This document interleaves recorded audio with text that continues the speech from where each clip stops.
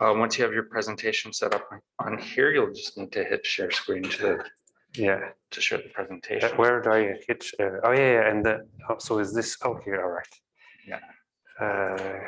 Can I like turn that off for a moment?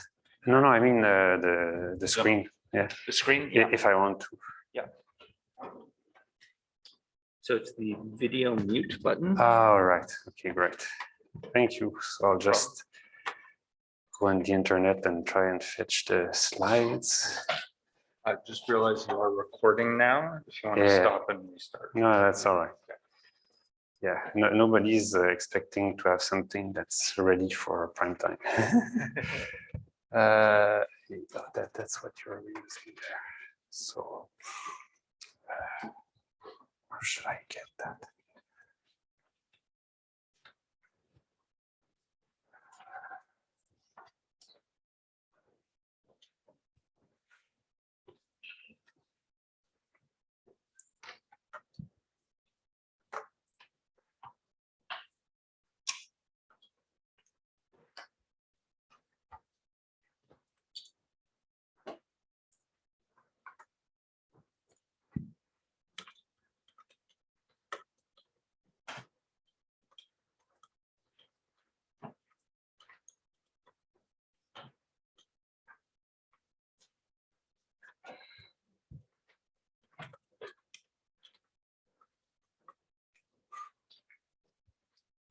Come on.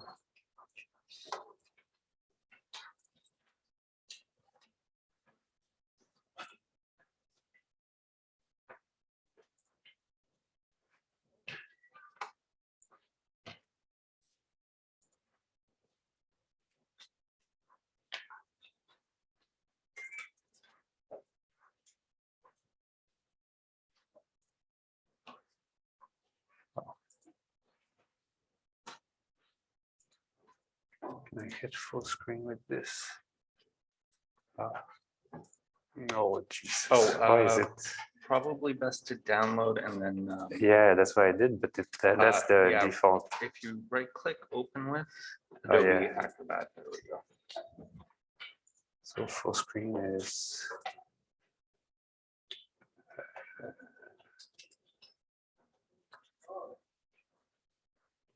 I don't know. I never used that one. Full screen mode. All right. Okay, good. Thank you. Remember, though, you need to share screen if Yeah, you yeah. want it to be recorded by Zoom. The data. It's the video mute one, if you want to. Yeah. Oh, no.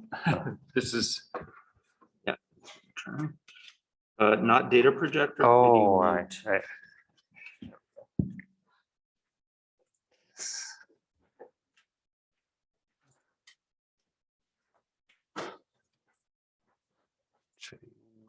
Oh, Jesus. Cancel. Yeah, that's why I like doing my own stuff. Okay, so what time is it now? Okay, right on time. Oh, this is, we already did.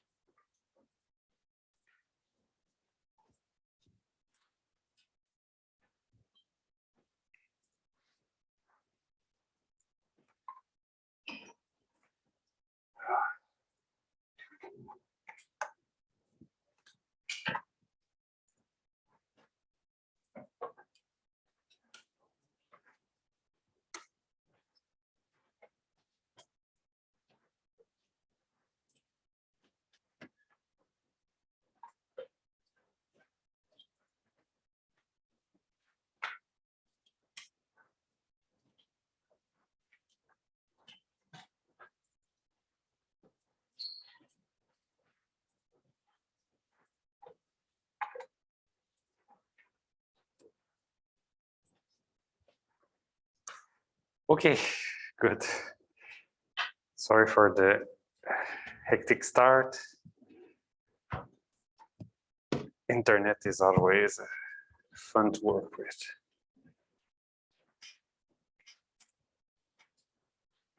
All right, so a few words about the exam that is coming. So I'm sorry if I scared a bunch of you on Tuesday when I said see you at the exam, but I forgot that we had this class.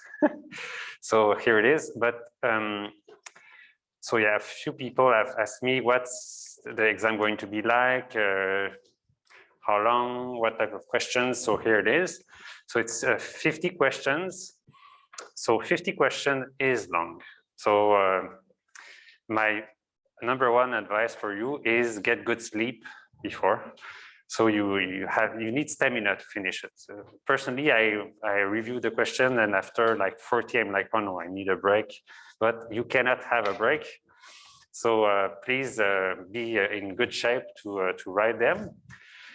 Some of them are relatively simple, and you should be able to do them quite easily. Some of them are a bit more tricky. So in that, if you see what's going on, do it. If you don't see, just my advice is skip, do the rest, and then go back at the end and try and figure out what they're asking. So it's all the content that we know, but it's often presented in a way that looks simple and a bit, so you have to think a bit what's going on before you understand exactly the trick you have to do. About formulas, so my advice is learn the most important ones. So remember how the consumer choice is done. So how elasticity is computed, how supply and demand works. So these big important things, how time series indices and stuff like this. So this is it's good to just be sure it's not like they're 10 terms long. It's they're simple formula, but it helps if we're not going to give you any formulas. That's my point. And the size is multiple choice every time, but so you can proceed by elimination. You can and so it's, if you think it's difficult, then you're right. By which I mean this class has so many people registered, and they sort of use it as a sieve to really realize, to help you realize yourself if you're really into economics and really meant to continue, or if you think, oh no, that was too difficult, so let's not do it. They expect that like, I think the stats is like 50% have B and A's in this class or something like that. It didn't work last time, so we had like more. I think 75% got, so yeah, it was a good cohort. Maybe it was because it was online, I don't know. Now it's on paper, so the circumstances change. We'll see how it goes. Any questions about the exam before we start? No? All right, so let me go to this class right here, chapter 7. So of course, this is not at the exam. So the exam goes until chapter 5. Yeah. So no consumer stuff and no business stuff. It's quite enough already. All right. So this so here what we're going to see today is everything that has to do with firms. Here I can just show you the basics. So what are firms? Production, costs, profits, production in the short run, costs in the short run. And then we're going to see long run at the next chapter, but here is our, but this is really to set the table for what's coming. Okay, so just, and yeah, it's a relaxed class in a way. It's not a class that's going to break your brain. Just wait for the exam for that. Oh, and can I write comments actually with, That's why I prefer my computer. I don't know anything about this. Yeah.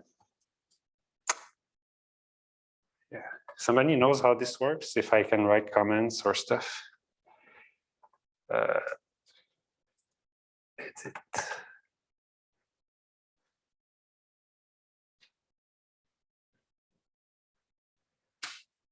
In the top right, there's like a speech bubble. No, to the left, like in the middle below the. Oh, okay. Yeah, there's like a speech bubble. Edit text and image. Oh, 7-day trial. Yeah. The speech bubble. Oh, yeah. I think that allows you to put Okay. All right. Let's go with that one. Okay. So types of firms. So a firm can be organized in many, any one of 6 ways. Well, actually, so it depends on which country you are. If you go to France, you have 200 ways, I guess. So I don't know, but French organization is quite something. Yeah, so that one is pretty obvious. Is if you have your own firm, then you basically do everything in your own name. Ordinary partnership, but this is many owners. And they operate in their own names.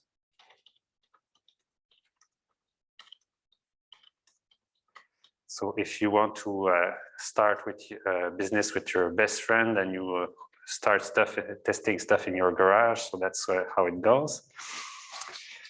Limited partnership.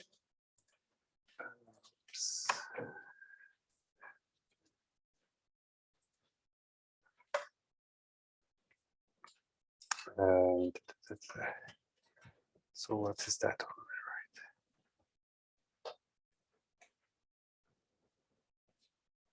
Oh yeah, so yeah,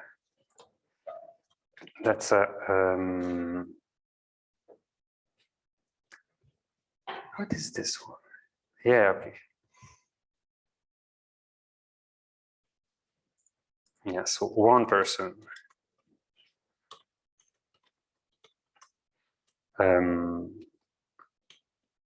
is a general responsibility.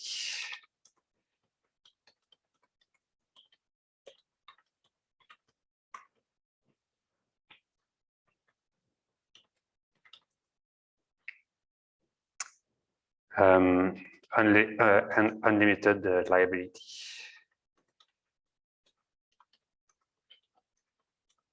So one person is responsible for the whole thing. If it crashes, that's the blame person. You go to that person. And the others, of course, so can have partners with limited responsibility. So if you don't trust, if your brother-in-law asks, oh, please join my firm, but you don't trust him, so just go with that kind of thing. So then if it crashes and burns, you're not to blame. So big one, corporation, of course. So it's a moral person. Somebody knows what moral person means? Yeah? Yeah, it's like a legal fiction that allows them to exist. So they can be sued, they can own private property, they can be charged, maybe not with crimes, but like they can essentially like exist as a legal entity that can interact with other legal entities like real people. Yeah, exactly. So the trick is, so imagine I'm running Microsoft, and then I need a loan for a few $1 billion, and I go to the bank and I say, oh, I am Bill Gates, please give me a loan. No, that's not what you do. You say, I represent Microsoft, and Microsoft is the person who's going to request the loan, for instance. So it's we say it's private profit, and the thing is, that's nice with that is that the profits are private. It's just you're not responsible if something goes wrong. It's the firm who's responsible. Of course, in the end, you lose your profits if the firm goes down, but you yourself cannot be as liable as for the other way of doing it. So private profit without private responsibility. Yeah, so that's so it can either have individuals or governments as owners or shareholders, I would say. Other corporations also be shareholders? Yeah, I think so, yes. Or yeah, it's I think so. Yeah. And the most probably, yeah, but you can own stake as a firm into some other firm. Yeah. Most probably. This is I'm writing most probably because that's my back knowledge, but I haven't checked it before the class. So example of this, yeah, you can have many. So for instance, Hydro-Quebec. So the main owner is the Quebec government.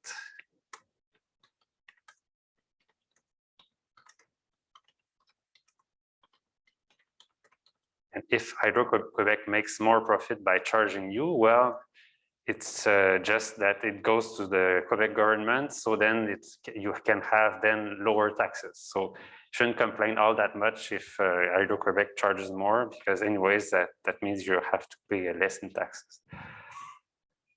And of course, it may be publicly traded.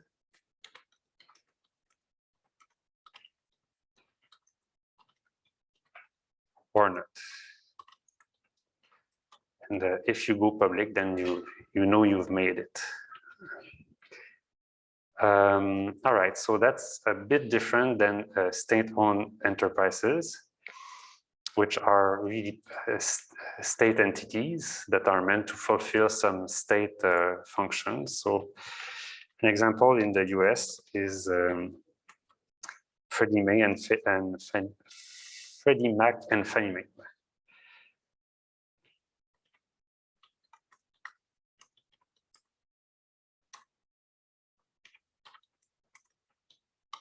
So this is to help people get loan for houses, non-profit organizations. Yeah, so that's about it. So yeah, big oops. Why not? Save it there. Okay, I'll save it after. So is that what everything you wanted to say? Yeah. All right.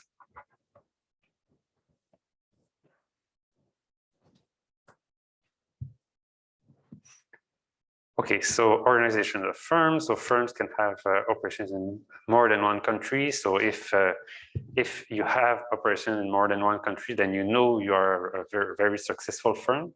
So these are called multinational enterprises. And actually, there's a big chunk of trade theory and trade research that goes into understanding why some firms become international or multinational firms, other not. And generally, the consensus is if you are so good locally, then you know that you can operate abroad and suffer some maybe cost in terms of trade or suffer cost in terms of adapting to local markets. But since you're very, very good, then your service is very good. You can do that. Otherwise, as a firm, you should stay in a local market because you don't incur trade costs and you know what the market is locally. So yeah, only the best of the best become multinational. Unusual for them to be single proprietorship. So usually they are big corporations. And of course, the importance of multinational enterprises have become greater and greater over the last few decades. Although in recent years, if you think about globalization in general, it's sort of been slowing down a bit for a few reasons. So there was the big financial crisis. Then there was COVID. There was the price of oil has fluctuated a lot. So and trade conflicts between the US and China and even Canada, and so many things that sort of put some brakes on the level of globalization that's happening in the world. So it's sort of stabilized now. Maybe it slowed down a bit with COVID, unfortunately, but yeah, it's probably going to, the trend is for more and more globalization. Yeah. The money a firm raises for its business is called financial capital. What do you do with it? Well, you use it to buy things to start working. So financial capital is distinct from physical capital, which is the firm's assets such as factories, machinery, offices, fleets of vehicles. But of course, if you want more physical capital, then what you do is you raise financial capital. Basic type of financial capital used by firm is equity and debt. So you either go to the bank and ask for a loan, or you go, if you're a small firm, you go to your brother-in-law and ask for his money so you can start your firm, and hopefully he's nice with you and he loans you the money. And then you have to pay interest rate on this, or equity. Equity is just shares in the company.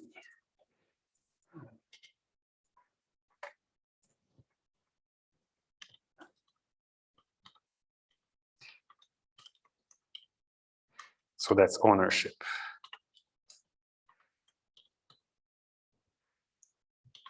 In the company, which may pay dividends. Yeah. Oh yeah, what's that? That's what's coming.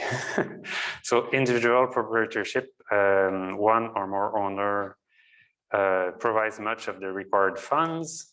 So it's, you take your, by the way, some of you know how many firms make it. So how many firms survive after a few years of being started? 1%. Oh yeah, 1% is really that low. Well, it's very depressing. It's like my gut feeling is around 3 years later, it's something like 25%. So it's just so hard to start a firm. And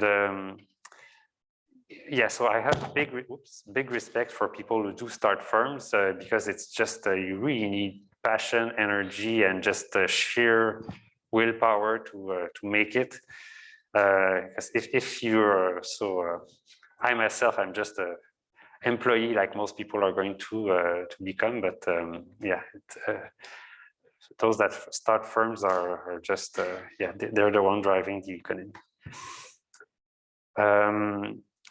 So a corporation acquires fund from its owner in return for stock, shares, or equity, which are basically ownership certificates. So this is for a big firms, and then as I said, they sometimes they can decide to pay back for. So if they have too much funds, for instance, and they say, yeah, we're doing well, we don't need to buy a lot of things, so let's just buy or pay back the shareholders with some dividends. So if you want to own stock, then think, how much dividend are they paying?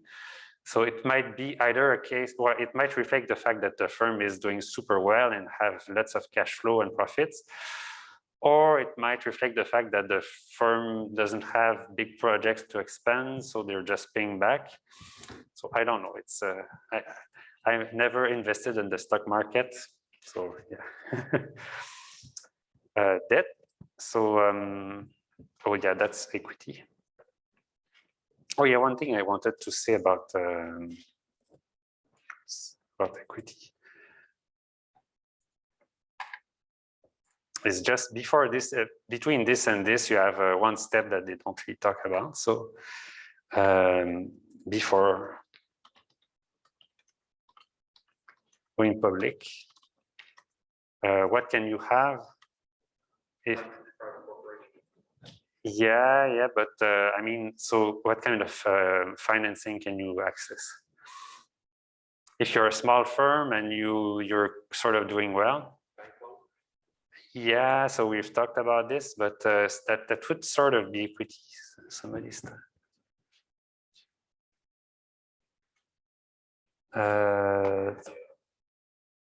Oh yeah, so that's a private. Okay, I'm not going to check chat because then people write private messages and everybody can read them. So, so all right. So what I wanted to say is, before going to public, you can have what's called angel investors.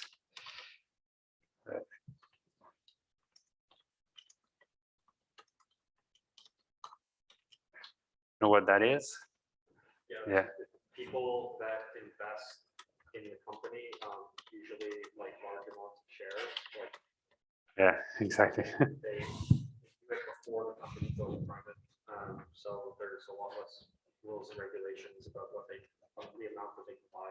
Yeah. So these are like people that do that. They identify small firms and they help them manage better and themselves before going public and selling shares to the public. So yeah, so if you've seen the TV show Shark Tank, or in what's the version in Quebec? Dragon's Den. Yeah, Dragon's Den. Venture capital. Yeah, exactly. Venture capitalist. Yeah, sort of thing. So it's quite important actually. Yeah, and this is for corporation, of course.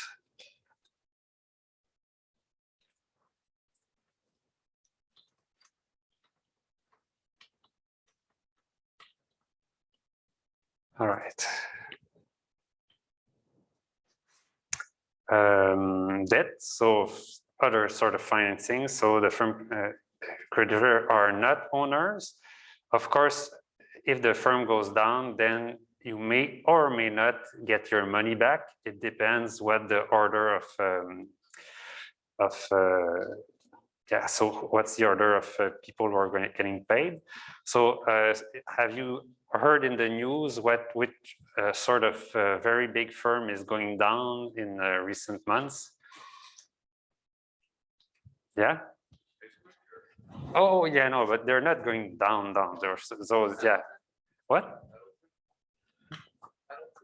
Oh, I have no clue what that is. Sorry. So no, my example was the Evergreen. So in China, they're in big trouble. They bought so much, and they're not making enough profits. And the thing is, they have most of their investors are Chinese, but some are international investors have also lent them money. And sadly, I'm not too optimistic for them. I think they're going to lose their money. So yeah. Yeah, along with a loan agreement or a IOU. So IOU, what this is, it's just an informal document.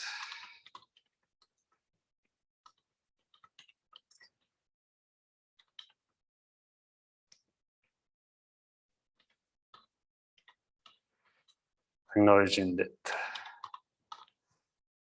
What's wrong with this?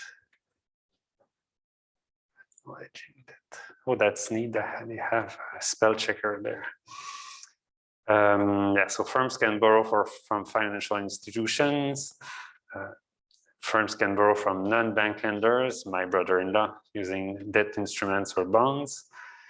Firms are obligated to pay the principal and the interests. So, well, let me just say,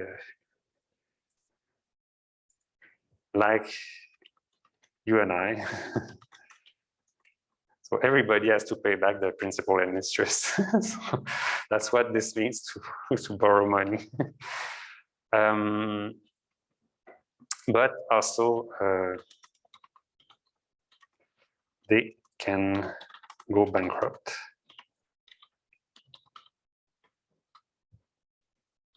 And then, oops.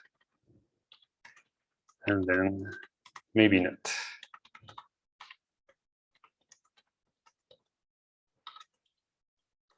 So as for most people, yeah. So hopefully we don't go bankrupt in our lifetimes. All right, so that's the general setup for what firms are and our goals of the firm. So economists generally make two key assumptions about firm behavior. Firms are assumed to be profit maximizers, and firms are assumed to be a single consistent decision unit. So what does that mean? In real life, what would a new CEO try to do? Normally what the CEO thinks is success is when the stock value of the firm when he leaves is higher than when he starts. So what's in the stock value of a firm? Well, there's not just current profit, but there's mostly promise of future profit and promise that people are going to believe in the future that the value, the firm still has a value or even a higher value. So that's what is in the value of a stock of a firm. But if we have just a simple model like we're going to have, when we don't really have a notion of time, then there's in this context, there's a single thing that's important. It's current profit. So what we're going to study is what decisions are made as a firm to optimize operation and to get the highest profit. And of course, we also assume that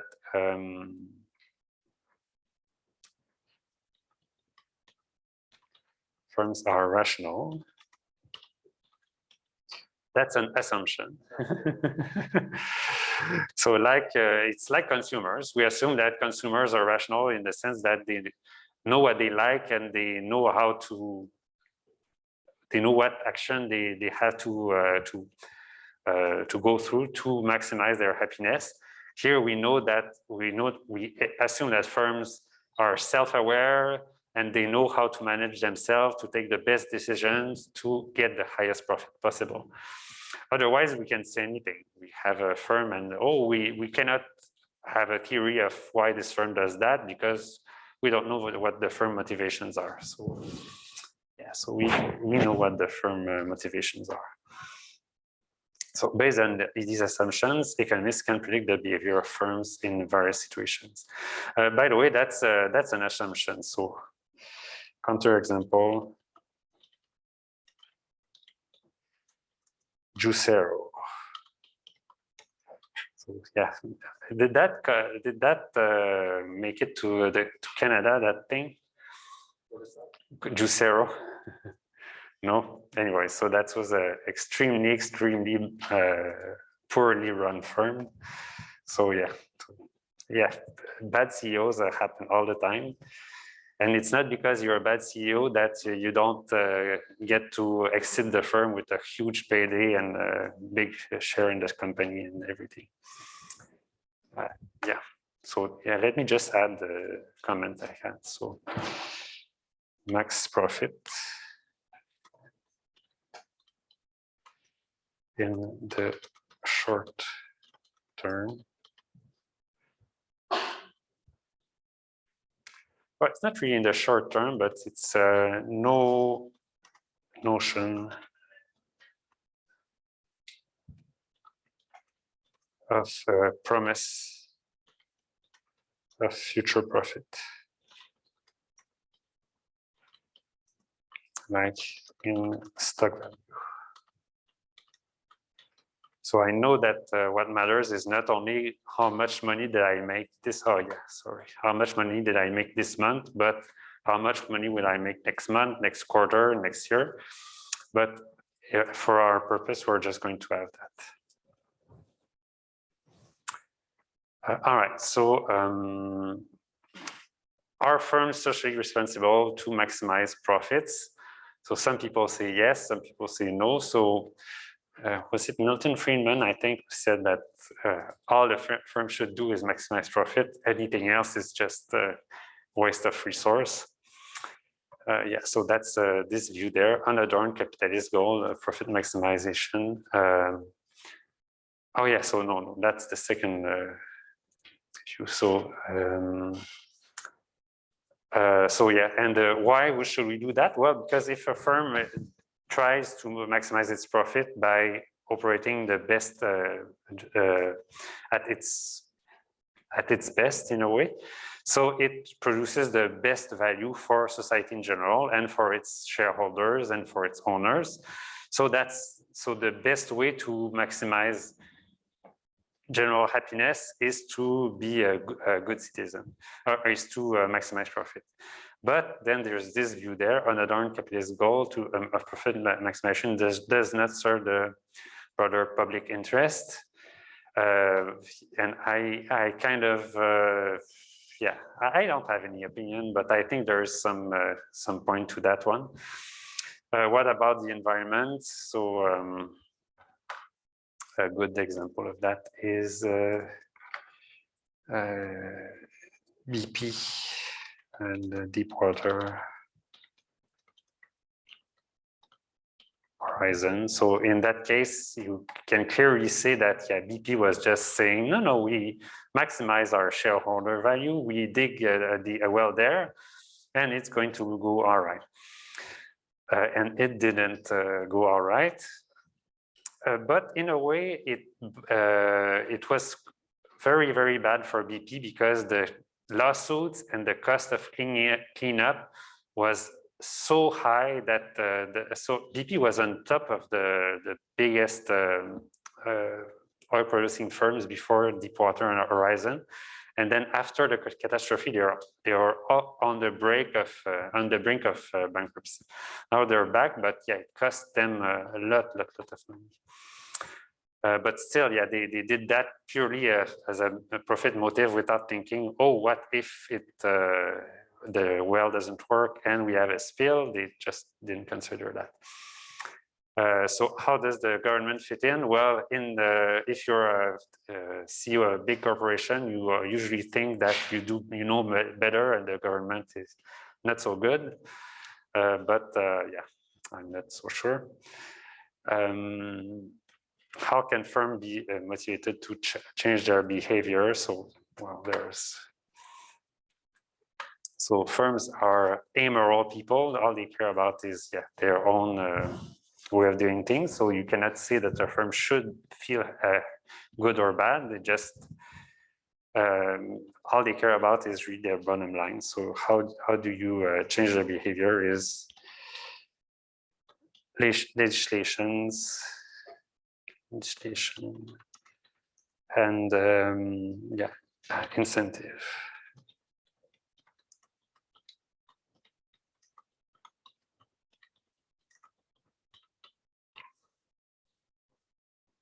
Right. Oh, and by the way, if you think that some firm really looks like they want to be a good citizen, like for instance, oh, we're a very green workplace and we care about bringing tote bags to and so it really looks like it's trying to do good. Well, so there have been research recently that have shown that in these firms, usually they pay below market wages. So the goal is, okay, we're going to attract people and tell them, yeah, come to work for us. It's a we're a good social citizen. And yeah, we don't pay all that much, but you know, you can feel good about yourself at the end of the day. And then they get to pay lower wages. So yeah, it's maybe I look a bit cynic, but that's sometimes that's just the way. Yeah, that's what they found, anyways.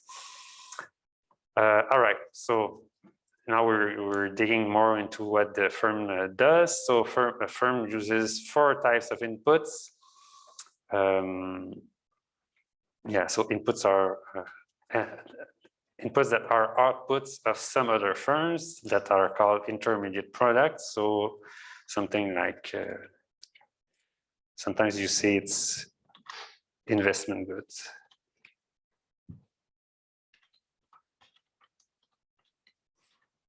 So it's used to make more stuff. Inputs provided directly by nature. So that's natural resources.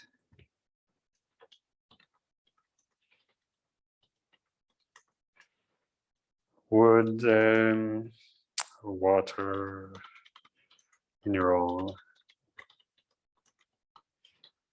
all this stuff. Inputs that are the service of labor. So this is you and I.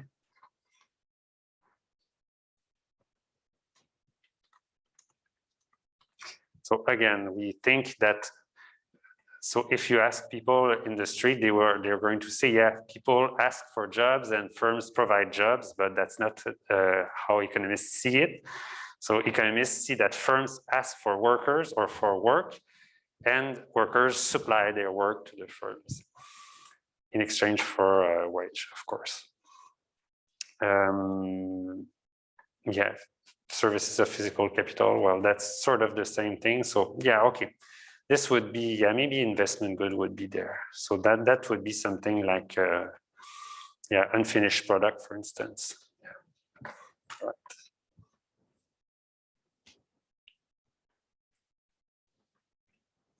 Production. So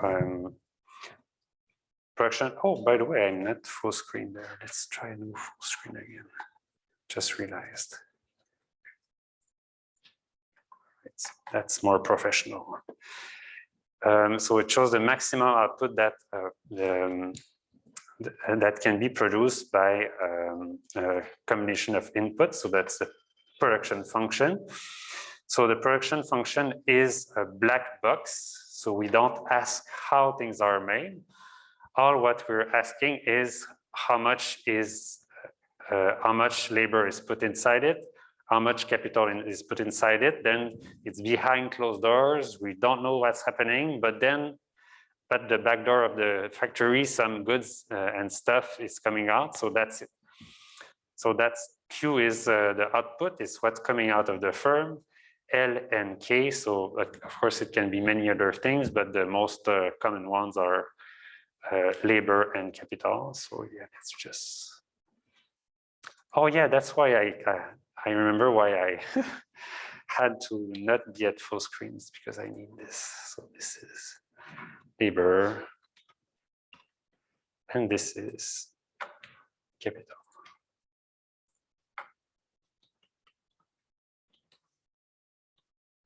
Yeah, and as we're going to see, this function there looks a lot like a utility function, or the production possibilities of the firm look a lot like the preferences of consumers. So once you understand quite well the consumer, this is really easy to understand. Production is a flow concept. What do we mean? Well, we mean that it's per unit of time. So we're not saying a firm produces 10 million units and that's it. It stops producing. No, it's 1,000 units per day, for instance. So that's what it is. Costs and profits. So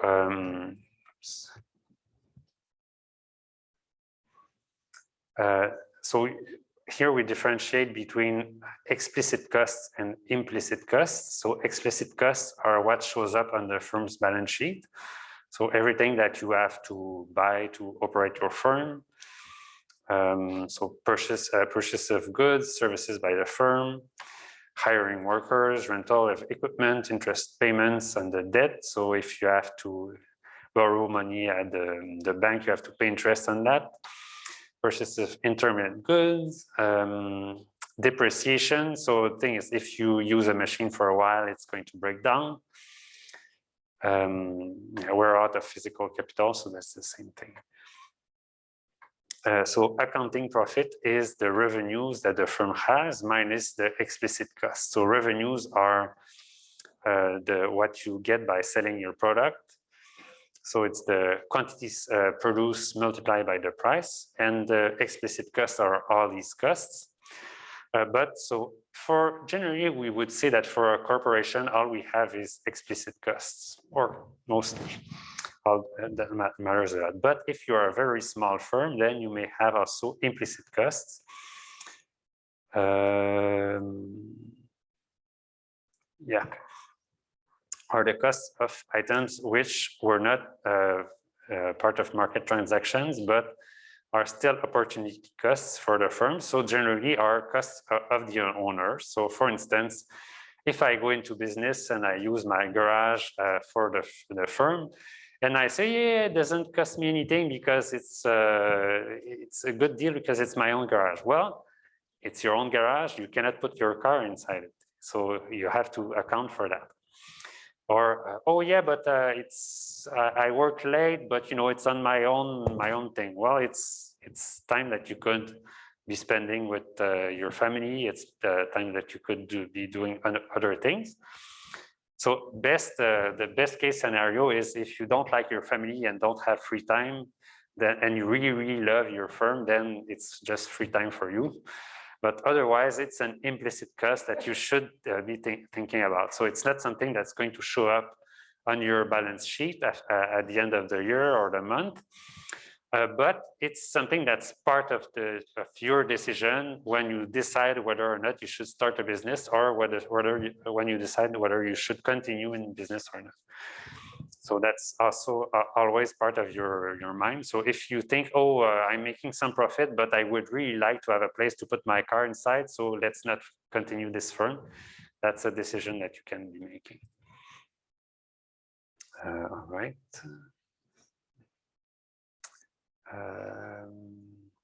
So just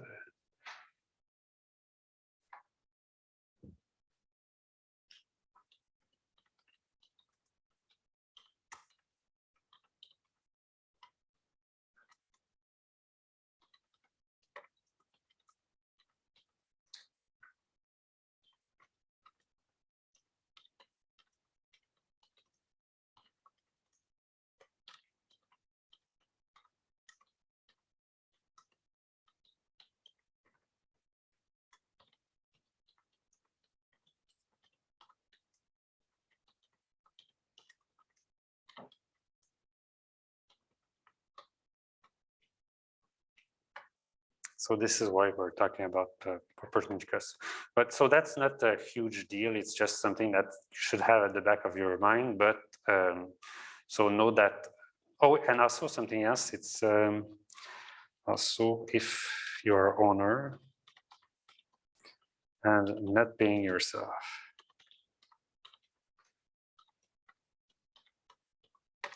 So if you say, yeah, so I'm going to do the accounting, or I'm going to do something else, so I don't have to pay anybody. Well, no, you're paying something. You're paying something. You're paying with your own time and your own effort. So you, in a sense, if you were really accounting for it, you would just say, okay, let me pay myself some wage for working in my own firm. But everything I'm saying, that's really, this is for small firms. Usually the big firms, then they have these things. All right, so then all in all, what do you, have economic profit, which is the difference between the revenue from the sales of the output and the opportunity cost of the inputs used to make the output. So it's revenue minus explicit plus implicit cost. So that's the economic profit. Or you could also say it's accounting profit minus implicit cost. So accounting profit is revenues minus explicit cost. It's what shows on the balance sheet at the end of the year. But this is everything you have to sacrifice in order to so if you have to nag your family for money, so maybe at the end they don't like you anymore, so you should take this into account. Yeah, so negative economic profits are called economic losses.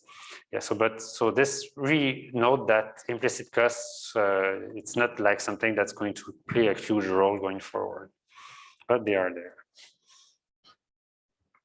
All right, so just an example. So of the balance sheet you could have. So explicit cost would be wage and salaries, 500, intermediate output, rent, interest on loan, depreciation. Then the total explicit cost would be this.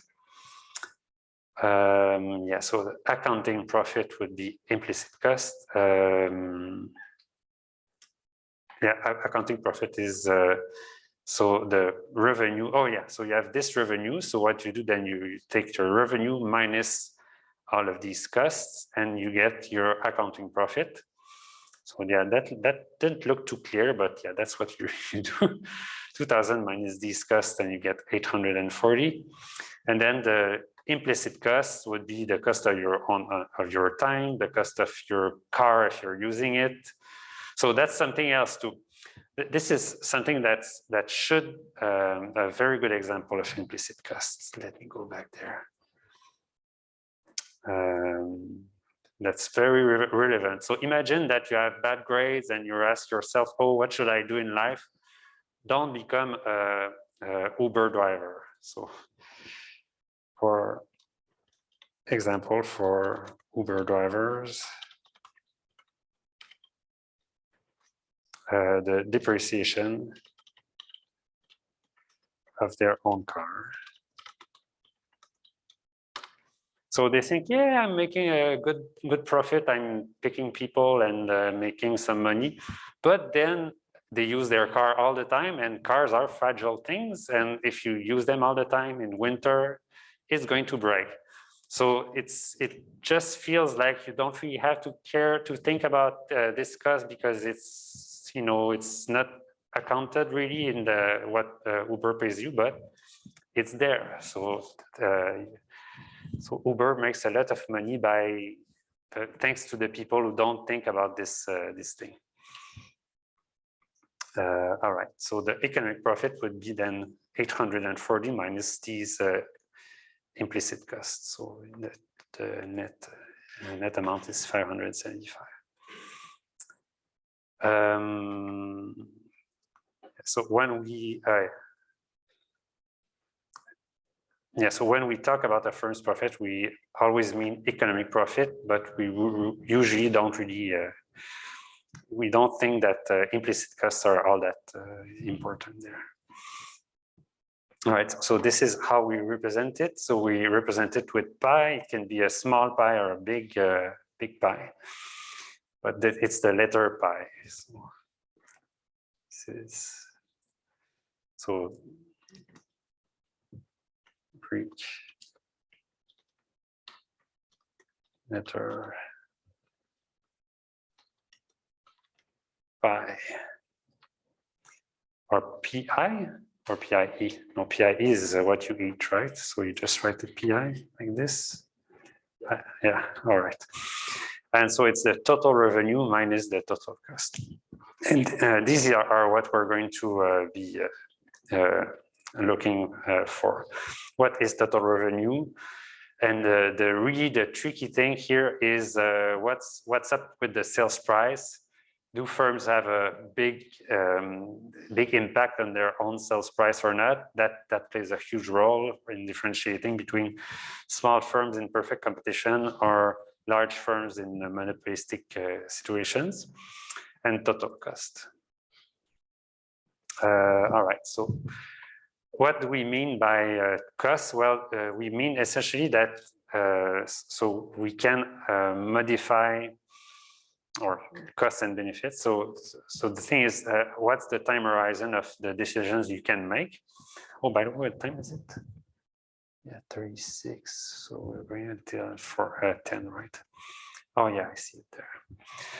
Okay, so short run is a time period when the quantity of some inputs can be changed, but some other inputs are considered fixed, so cannot be changed. So it doesn't correspond to any specific length of time because it depends what you are talking about. So if we are saying, if you're considering a choice of how many workers you employ or how long do they work, well, your fixed factor is how many workers you're employed, because you're not going to change from one day to the next. Maybe you fire somebody, but usually not. And what you adjust is how long do they have to work today, for instance. But then the decision could also be how big the plant is versus how many machines I put inside them. So here the machines would be the short run factor, and the how big the terrain is or the land is would be the long run factor.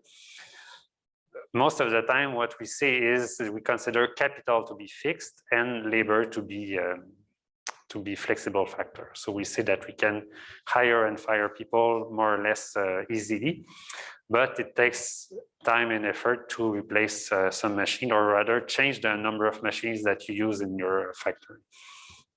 But again, this is all relative in relative terms. Yeah.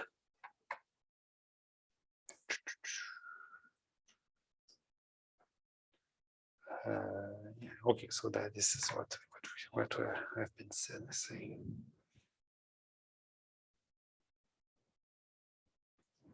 So just example of variable factors. So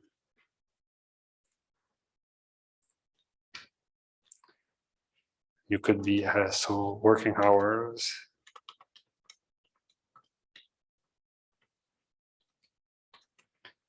electricity, lighting, sort of things.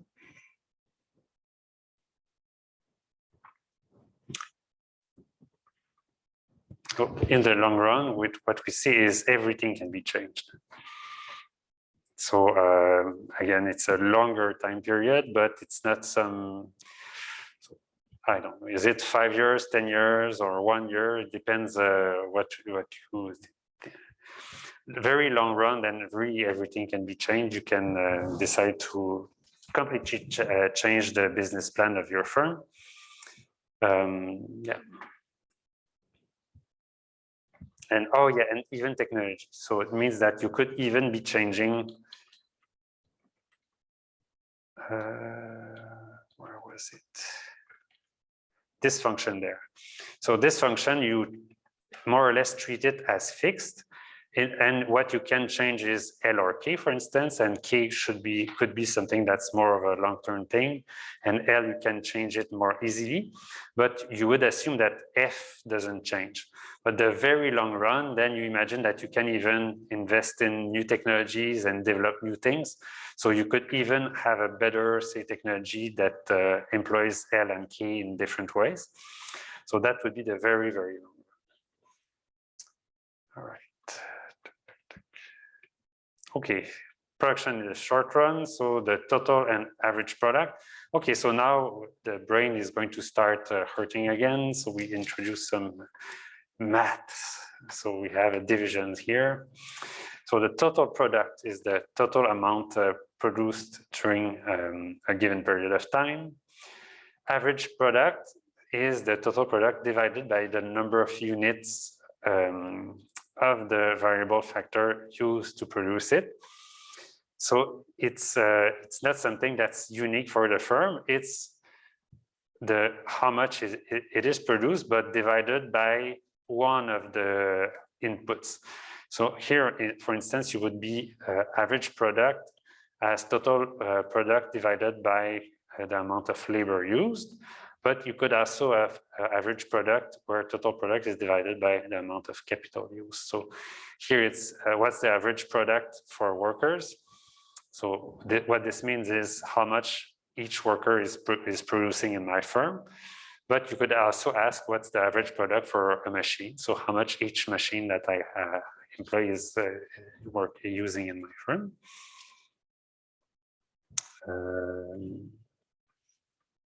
And what's even more important is marginal product. So if you remember, like for consumers, we had marginal utility. So it's what you use to decide. So consumers use marginal utility to decide what, how much they want to buy something, or whether they should buy one extra unit or one extra iota of some other consumption good.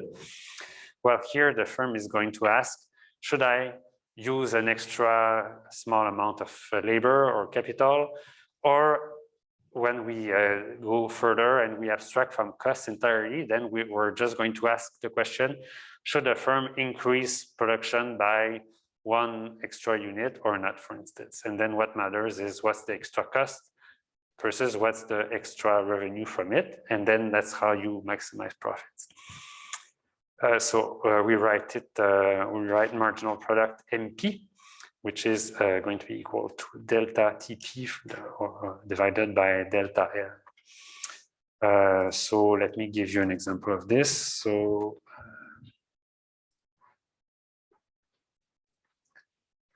example, McDonald's.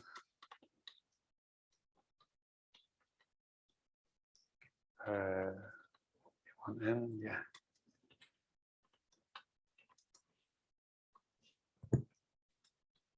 Where is the apostrophe there? Oh, I don't know this keyboard. Oh yeah, all right. So if I hire one more worker, how many Big Macs will I produce? So this is what's asking there. So if I increase the number of workers by 1 unit, how many? Imagine that McDonald's was just producing Big Macs, so how many extra Big Macs would be produced by that extra worker? So that's the whole thing. And what you're going to see later is the value of this marginal product is the marginal product multiplied by the sales price. And here that would be how much extra revenue I get by hiring this extra worker, for instance. All right, so now we get into the weed. So let me just zoom in a bit if I can. Yeah.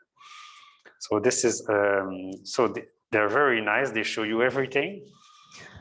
So imagine that we just consider labor here, and we consider, so how many workers can you hire?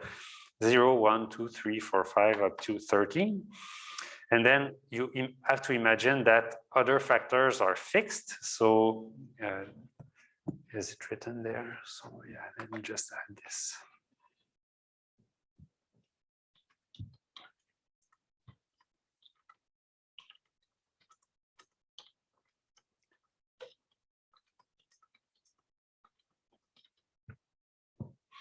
Yeah, so this assumes that the quantity of other factors are fixed. And so how much output do you get from one worker, 0 worker? You get 0 output, even though you may have machines and other things. If you don't have anybody to work there, you have 0 output. And then if you have 1 worker, you get 3 units produced. So what's the average product per worker? It's 3 divided by 1 worker, so it's 3.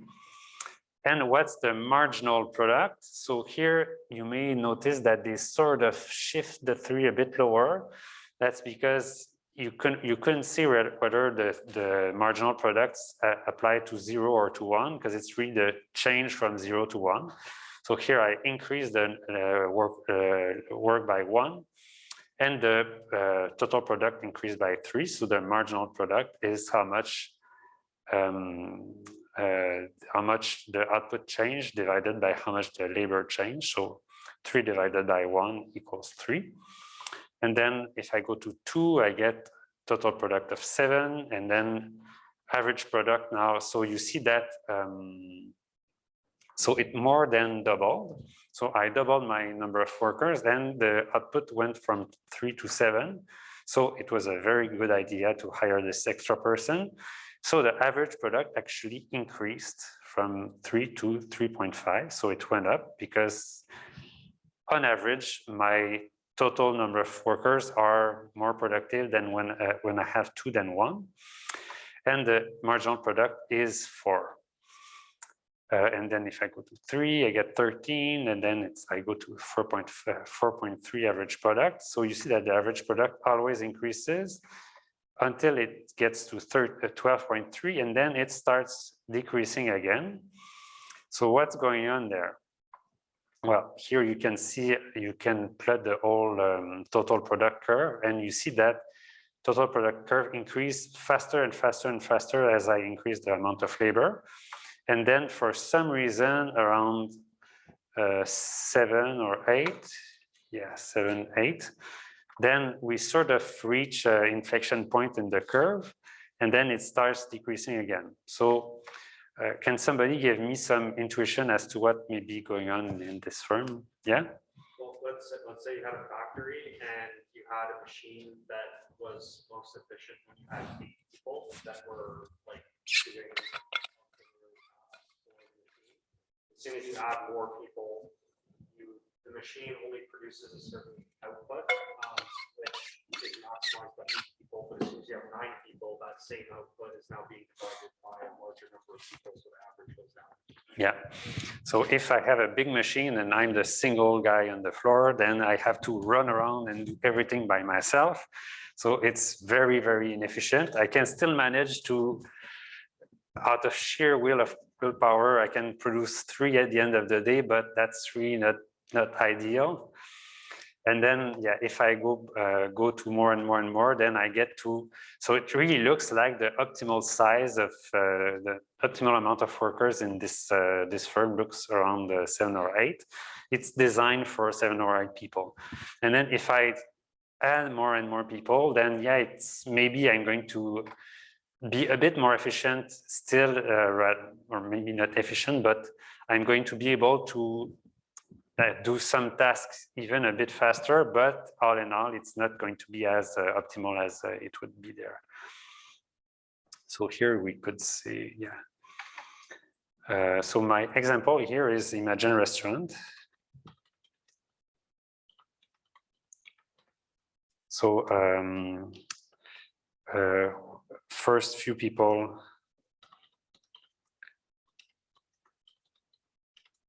can specialize in in tasks like a cook, waiter, accountant, etc. So if you do everything yourself, it's difficult. But if you have them work their specific tasks, then it's much more efficient. But then when you get there, so here you have too many people, and they start taking too many smoke breaks because they don't have enough to do.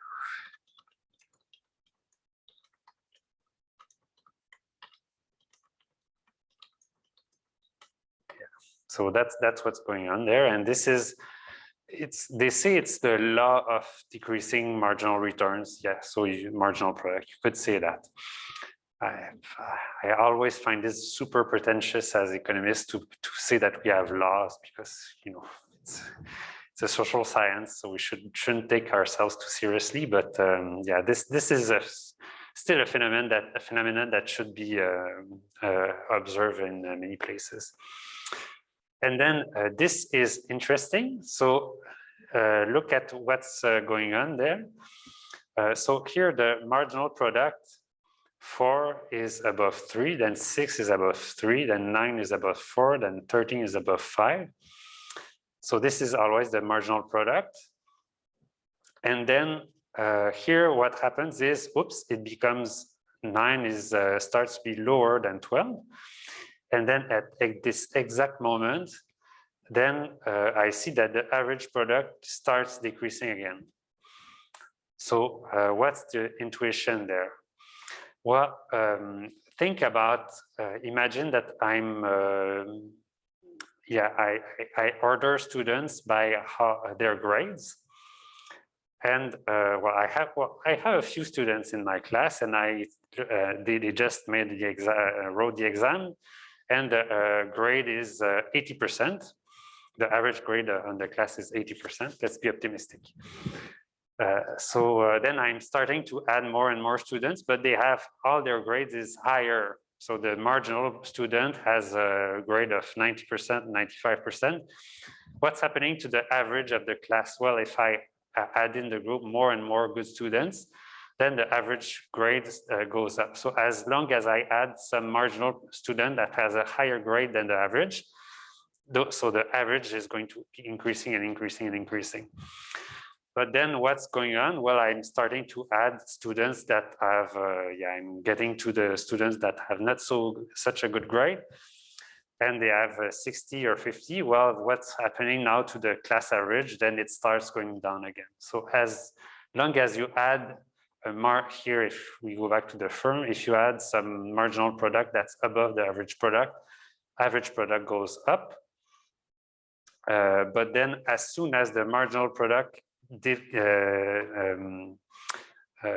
dives lower than the average product, then the average product starts going down again. Does that make sense? Yes? I only have a question. How do you calculate the marginal product? Oh, so let me give you an example. So let's just say between 2 and 3. So very good to ask. So let's go ahead and do that. So marginal product between 2 and 3 workers. So it's I have, oh, I don't have Greek letters there. Yeah, I really, next time I hope internet works. So change in output is so I'm saying 2 and 3. So 2 is 7 and 13 is, so it's 13 minus 7 equals that's 6. And the change in workers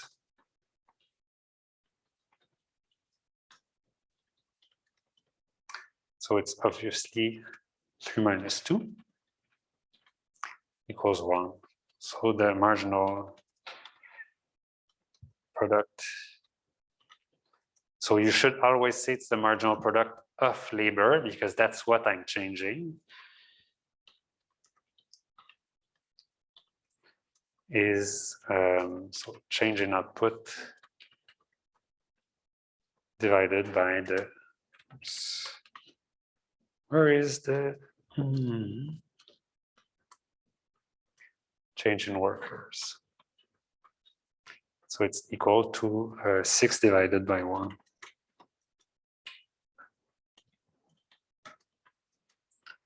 Hope that's what's written there. Yes. All right. So from 2 to 3, you get 6. Yes.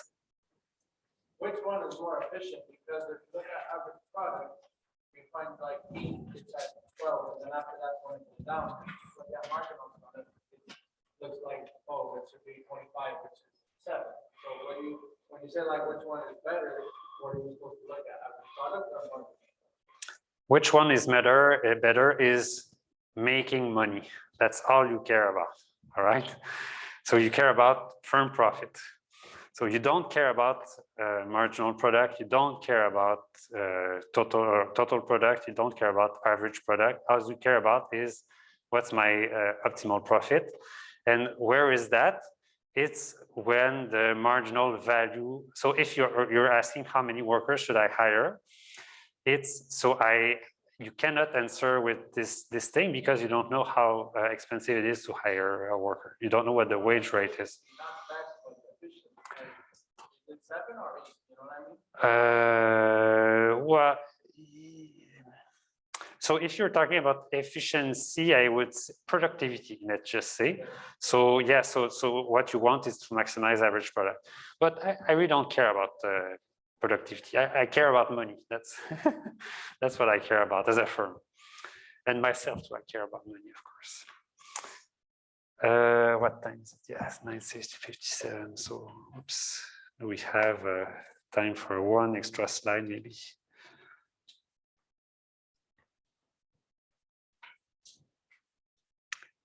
Oh, diminishing marginal product. So that's what I was saying. So they call it the law of diminishing marginal products. It means marginal returns. So if you don't have diminishing marginal returns, then you're not obeying the law. But of course, you're not obeying the law in this region there because the marginal returns are increasing. So yeah, so if you increase the output in the short run, then more and more the variable factor is combined with a given amount of fixed factor. So that's what we're saying.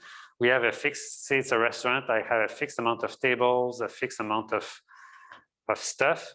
So if I cannot increase forever the number of waiters, it's not going to work. I'm going to have to change the other factors involved as well.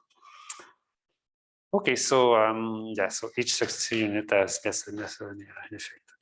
So last question before the exam, something that you just came up with. No, all good? You need pencils, right? Yeah, you need pencils and I guess non-programmable calculators. Maybe it's written on the syllabus or not, yeah? Where is the exam? What's your last name? So what's the first letter? Z. Z. Okay, well, so you look at. I don't know it by heart. I sent a message on Moodle. Yeah. So well, you should have received it on your Concordia email.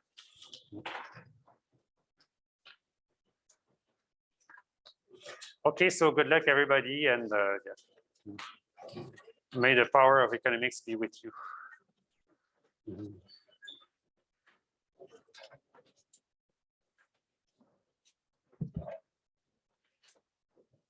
Yes. Do you have a second for a question or? Yeah, sure. And actually, my office hours I'm just going to end this chat.